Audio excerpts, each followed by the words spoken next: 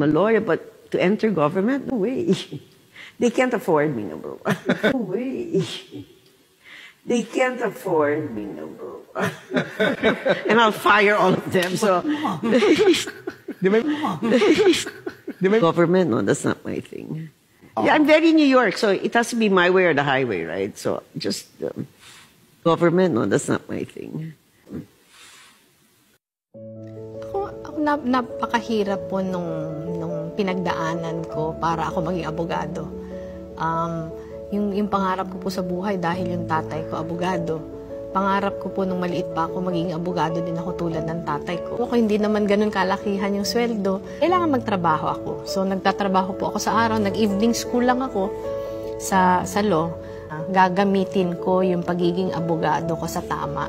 Alam niyo yung nag-aaral pa ako, parang imagination ko ng pag-aabogado, yung parati nakaporma, pormang abogado.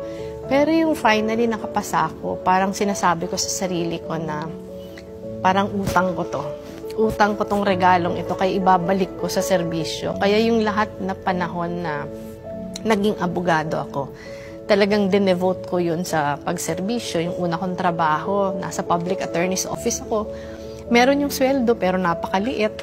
At yung mga kliyente namin, yun yung mga walang pambayad, na kailangan pa namin pumunta sa jail para lang sila ma-interview. Pagkatapos no, nag-NGO ako, yung pag-aabogadong nakachinelas ka lang kasi kailangan mong pumunta dun sa pinakamalalayong mga lugar para turuan yung mga mahihirap ng kanilang mga karapatan. Yung sakripisyong ginugol doon, parang yun yung nagbigay ng lalim sa aking pagkatao at nagbigay sa akin ng parang pagkaintindi kung ano yung mga mahahalaga.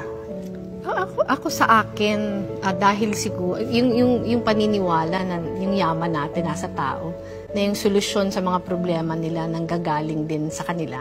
I'm a lawyer, but to meron enter yung government, sweldo pero napakaliit. They can't at afford yung mga kliyente namin, yun yung mga walang pambayad, yung yaman natin They nasa can't tao. afford me.